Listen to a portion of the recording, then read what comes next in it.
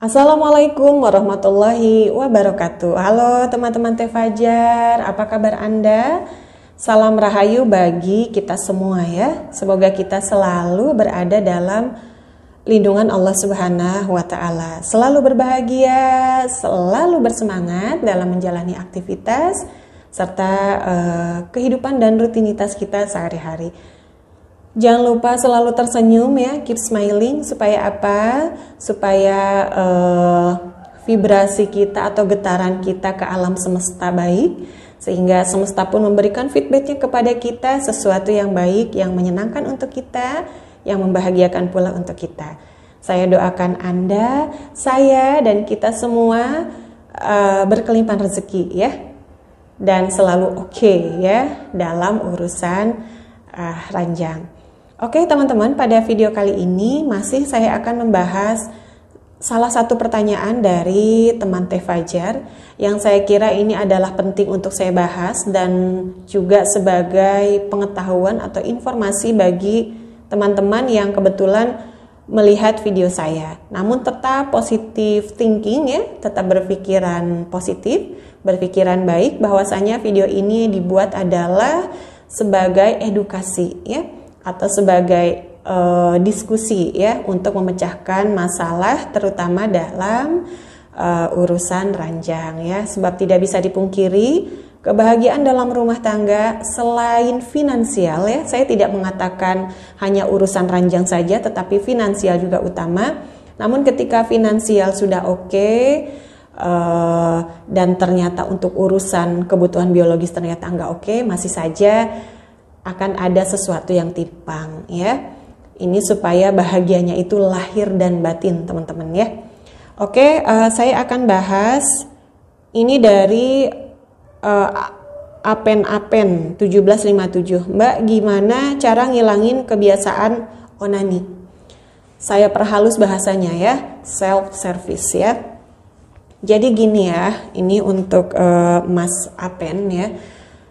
Sekalipun kami ya, sekalipun Anda mencari tahu bahwasanya self service adalah sesuatu yang tidak baik, sesuatu yang membahayakan Anda di masa yang akan datang, bahkan ketika Anda sudah menikah nanti. Kalau tidak ada kesadaran dalam diri Anda bahwa itu adalah tidak baik, Anda tidak akan pernah berhenti ya. Maka satu hal yang perlu Anda tahu adalah kesadaran diri dulu ya. Tanamkan dalam diri Anda, tanamkan dalam mindset Anda bahwa ini adalah tidak baik.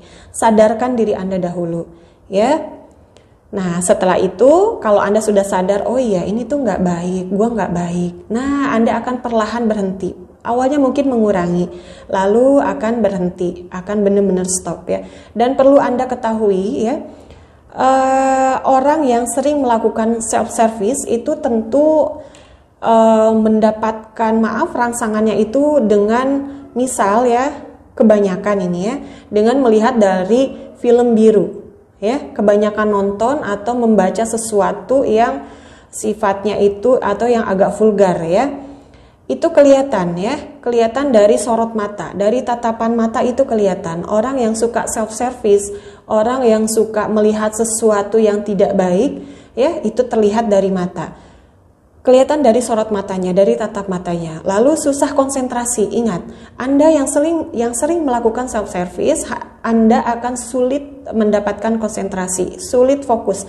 Ketika Anda sedang belajar, ketika Anda sedang bekerja ya, otak Anda akan sulit berkonsentrasi, sulit fokus pada satu materi atau pada satu kegiatan atau pada satu masalah ya. Ini penting ya. Ini penting buat orang yang suka self service, apalagi yang suka nonton ya. Hati-hati. Bagi orang yang memang paham kejiwaan ya, seorang psikolog ya, akan paham oh orang ini suka self service ya. Kalau ketahuan nanti Anda malu sendiri ya.